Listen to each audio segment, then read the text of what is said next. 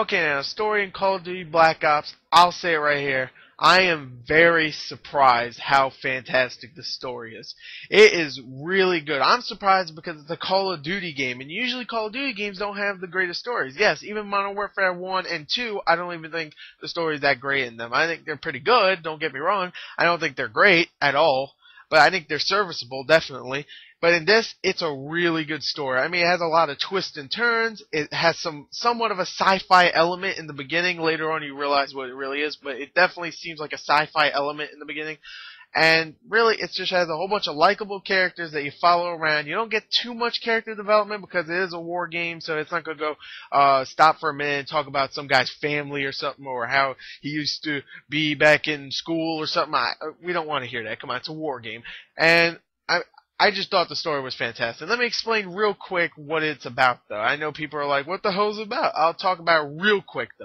The story follows Mason, who is a war veteran. He's been around. I mean, he's a pretty badass guy. He can kill people real quick and stuff. Let's just say he's badass. And for some reason, it opens up with him strapped to a chair and a guy asking him, what are the numbers? What are the numbers? And he doesn't know what the hell he's talking about. He knows what the number, he knows what numbers he's talking about. He just doesn't know what the numbers are. Later on, through flashbacks where you get taken back to Vietnam mostly, and other parts of different things where you're fighting the Soviets and you're fighting the Vietnamese and all that. You start piecing together what the numbers are, and really, it's just a whole bunch of flashbacks, sure, but it's really good. I still think it's pieced together really nicely. I thought the story was really good with some likable characters. Let's go on to the sound of this game. Okay, now the sound in Black Ops, just like the story, is fantastic. The sound effects are great, all the guns sound great, the explosions sound great. Every little sound effect here sounds really good. Now let me talk about the meat of the sound, which is the actual voice acting. The voice acting is amazing. You get the likes of Sam Worthington, who plays Mason, the main character. You get Ed Harris. You get Gary Oldman, who is always amazing. You get little bits and pieces here from like Topher Grace, and just voice acting overall is amazing. Really is, and the sound, just like the story, is really, really fantastic. Really, really fantastic, really, really amazing. All those words, all those really good words mixed into one. That's what the sound is, just like the story. So yeah, the sound is fantastic. So let's go on to the graphics.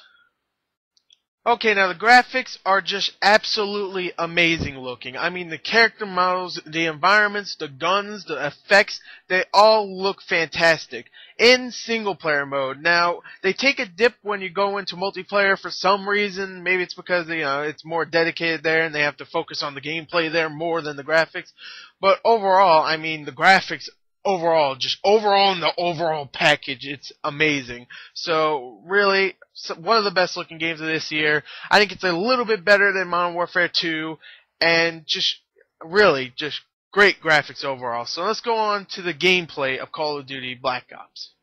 Okay, now the gameplay in Black Ops, Treyarch, you have made me a fan of Call of Duty once more. And I am very, very happy to say that because I love Call of Duty 1, 2, and 4. And 3 I like. But I'm really happy to say that because Treyarch has made some of the weakest versions of Call of Duty 3 and 5, and this is probably the best one yet. Single player is fantastic. It's really fun. You feel for these characters. The guns are great. The guns feel like they actually work, and they actually feel like they're in your hand, and it's awesome. Let's just say that. The single player is really good. The best in Call of Duty history. I talked about the story before, but I don't need to talk about that anymore. Single player is fantastic. Now, of course, we got the multiplayer in the game, which is the big chunk of the game. The multiplayer in the game is a lot of fun.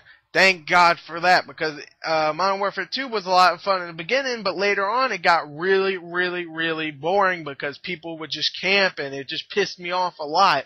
And I just got bored with the gameplay after a while. This is really fun because there's so many things you could do. You can play a whole bunch of different game types where if you unlock a certain level, you can get different types of these types of game modes, like you get hardcore, or you even get a prestige lobby for people that have prestige, which is a certain rank you get.